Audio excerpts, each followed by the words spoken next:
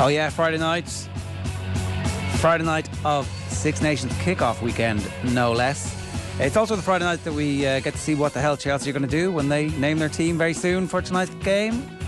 Who the hell is going to play for them? We're going to go through that with David Connolly on the football kickoff in just a while. Jeff Reinebold is going to join us in studio to talk to us about the Super Bowl and the general state of the game at the moment, and dropping little breadcrumbs for us, a little pat in the back. He's like, going to be an NFL game in Ireland in the next 5 years. I mean, I don't know if he knows anything special, but I think we'd take that, right? Wouldn't we? Anyone? You can text us this evening, 53106, or of course you can always get us on Twitter at Off The Ball. As I said, it is the start of the Six Nations. Aisling is in Wales for us at the Millennium Stadium, the Principality. Aisling O'Reilly, live from Cardiff. How are you? Hello, Ger. All's good. How are you? So the press conferences this afternoon, explain for us, do they happen in the stadium after the captain's run? Is that how that works? So you're actually in the stadium at the moment? I am, yeah. I'm in the media centre here at the Principality Stadium. So we were out on the pitch for the captain's run, just along basically on the sideline. And then we come inside again then for the press conference. And it was Paul O'Connell today, which was nice. So we got to chat away to Paul. And yeah, it's always nice, I think, when you get to chat to Paul O'Connell. He really lets you in, gives you some details. So I always like to see him coming. Aisling, no Welsh people watch or listen to this, so you can tell us how horrible it is in Cardiff. Do you know what? It's actually my first time here, and I haven't been to the Principality Stadium either, so I've been really excited about this one. You know, people have been building it up for me, saying that this is going to be one of the best experiences you'll have, one of the best stadiums you'll go to for atmosphere. So I hope tomorrow, Ger, that it does live up to it, but the roof is on, so I think that's going to add to the crowd atmosphere, and over 75,000 people are going to be here. So yeah, really looking forward to it. Yeah, they're still banning the fans who puke on children, aren't they? That's one of the things that they're doing in the are they allowing drink? I don't know. It's such a great place. In fairness, I'm actually not sure. The atmosphere is. Have you been many times before? I've only been once. I was there in 2005 when we were just looking at videos actually of Paul O'Connell and Rob Sidoli going at it, where Sidoli grabs O'Connell onto the ground and then O'Connell just unleashes punch after punch after punch after punch. The referee calls him over and goes, "Now, no more of that, lads, off you go." And I was like, what? And he got cited. He got a 2-week ban, and he was back in time for the Heineken Cup, which was good because obviously that was not a bad year for them in the Heineken Cup. And then I never went back. They were such gracious winners, the Welsh. Such a lovely crowd to be around after they've beaten you in a match, as we were like getting taunted and cheerioed and all the rest. I think I'm sensing a bit of sarcasm in there, Ger. It was maybe a tad bit. It was wild, like Kentucky Derby wild. That's how I remember the experience. Now I'd love to have him back. I'd love to have him back for either the ones before or after. 09 and 03. We were just looking back at there was an exchange of drop goals that Ronan O'Gara kicked in 03, and obviously he wins the Grand Slam there in 09. And we were also making the point that it's a World Cup year. We're always away on the World Cup years to Wales. So, some good memories and some not so good memories. Yeah, and I think that it is a World Cup year.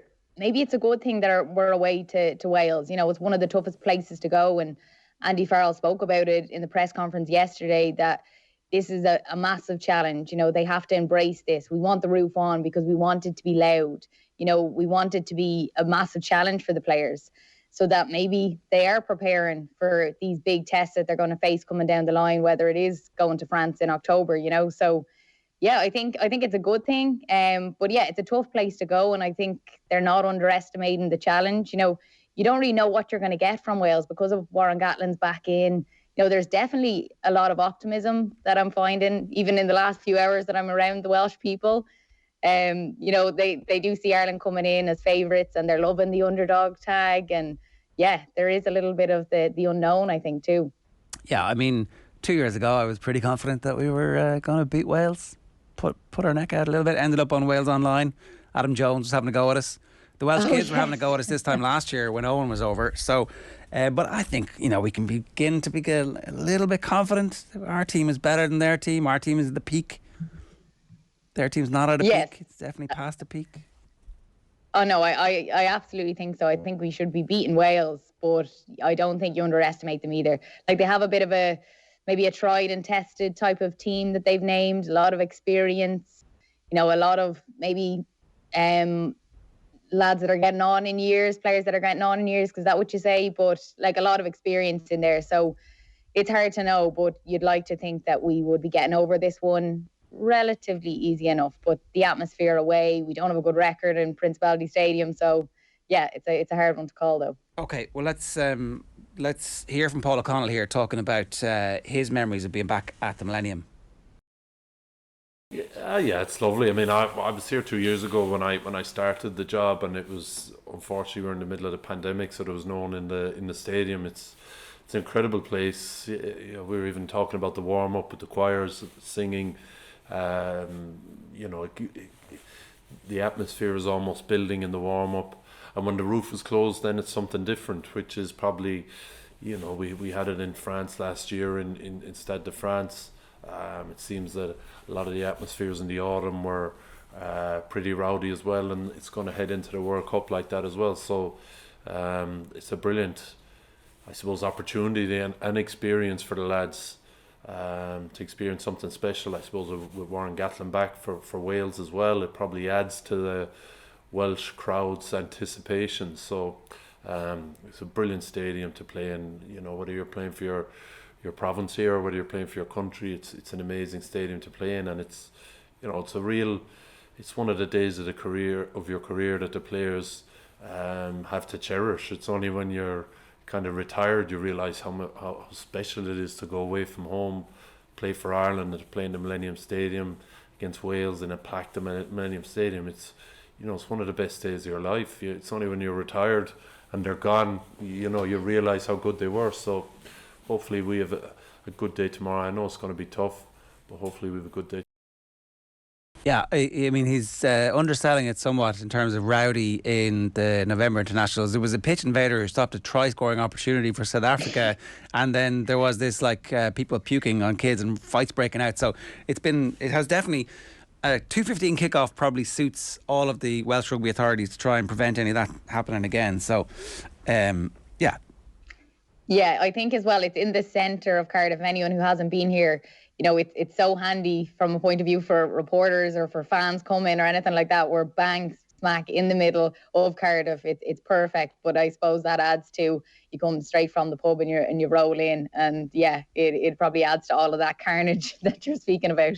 Yeah, it is very, very, very, very close to the city centre, and yeah, it's oh my goodness, I'm actually looking at the footage of that Welsh fan.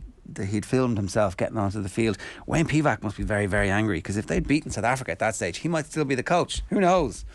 On such things, yeah, do careers change? What else was Paulie talking about? He also spoke about just the Principality Stadium, the favourites, and how they feel. Tag. Yes, I suppose we talk about it a little bit, but maybe it was something that maybe it was something back in our playing day, my playing day. Anyway, we try and run away from. I think these guys, it doesn't bother them either way. They're probably happy to be world number one, but more focused on getting better really than remaining world number one. You know, I think you could go back a place or two and improve as a team, and that's what we'd want. So even though we discuss it the odd time, favouritism and what that means, there's a focus on getting better in the group. That's all you see with the Irish players. You know, whenever you go around the provinces and you chat to them, all they're focused on is getting better and improving and how to make the team better. You know, there's a really good leadership group here that, you know, they've cracked.